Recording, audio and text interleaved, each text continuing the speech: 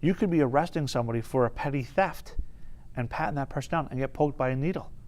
Okay, and that officer is now exposed to what that person may or may not have, and we find out they're a heroin user.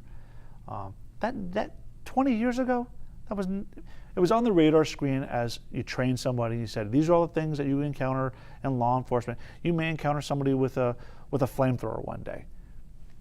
Okay, well, I mean, you talk about it, but it's not realistic. We train for worst case scenarios, but our everyday scenario, that's now in front of us. You know, anybody who is working in the medical side, working with these people, law enforcement will tell you that the hepatitis is probably the vast majority of them that have heroin addiction probably have hepatitis. And those officers, people go to the park. We have to put up sharps containers now in the city of Plattsburgh at different parks and at the waterfront because needles were being discarded. Is the needle exchange program in Plattsburgh helping? Very much. Let's face it, if a person is going to use a needle, we want them to use a clean needle. It's not that we promote using needles, but we are promoting a healthy use. If you have this addiction, we don't want to see you put yourself in a worse situation. And you talk about dangers police officers are facing. With heroin being cut with other drugs, we're seeing such a dangerously potent combination with fentanyl. And across the country, police officers that are coming in contact with that heroin are being exposed to it. It is so strong, so dangerous, that just exposure to it, even in plastic bags, is dangerous to officers? Yeah, I'm glad you brought that up. The United States Drug Enforcement Administration recently, in the last couple of months, put out a warning that how we typically would test these drugs, what's called field testing. We would do a seizure, we would get the substance, we would have the belief that it's heroin, we would take a small portion of the substance out, put it into a different container where these ampules were broken, and then you would look for this chemical change. And the officers are trained in this. But because the heroin was being laced with fentanyl or carfentanil or some of these other drugs, that even a couple specks, if it became airborne or got on your skin, that it could cause the officer to have an overdose. And so now the Drug Enforcement Administration is saying, don't field test those drugs, send them to the lab. So it's even changing. It's changing the day-to-day procedures for our officers. We hear about the dangerous combination, heroin and fentanyl, across the country, where people are overdosing and dying because it is so potent, 50, 100 times more potent than heroin itself. Are we seeing that dangerous drug here? Yeah, we've dealt with fentanyl abuse in the city of Plattsburgh. We've had cases where we've had fentanyl patches taken from sick people. You know, people that had addictions would basically raid their family member or friend's supply of fentanyl patches, and they'd try to use the fentanyl.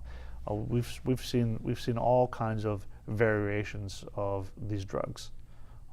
Remember, the drugs aren't being produced here.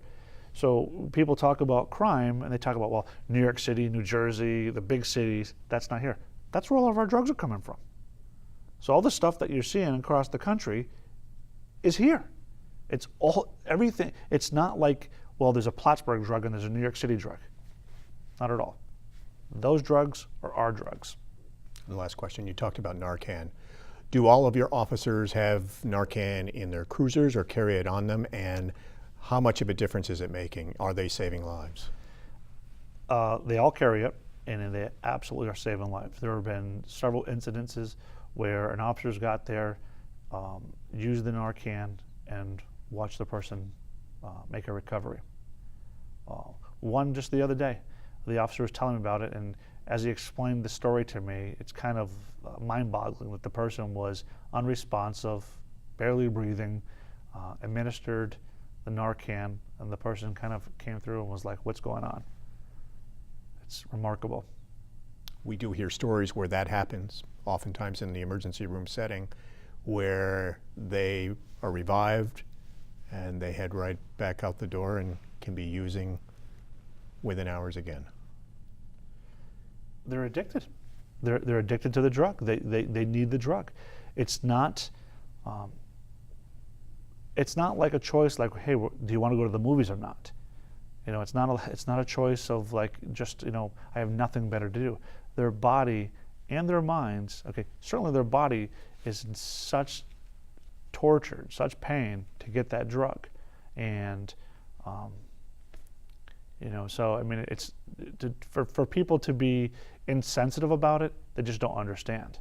The most of the people that are insensitive to people that have the heroin addiction is because they haven't had it happen to one of their best friends or one of their family members yet. Somebody that they know, they love, and respect, and say, wow, that happened to them, that could happen to me. And on a regular basis, you see people you know that you grew up with in Plattsburgh who are absolutely caught up in this. It's interesting because when you talk to the people that have the addiction, and here's the thing about law enforcement, there's a social service component to it, helping people and and community policing and interacting with, there are some law enforcement where you arrest a person, you book them in, you process them, and off in the cell they go, and you do your paperwork, and you're off to the next complaint.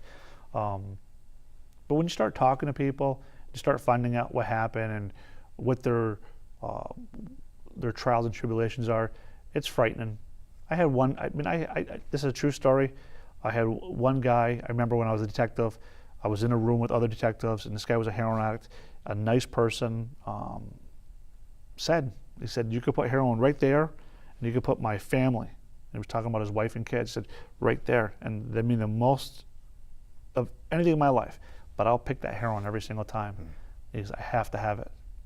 And we hear how it's affecting families. It's doubled the number of kids in foster care right now. Social services dealing with the crisis. Yeah, families torn apart.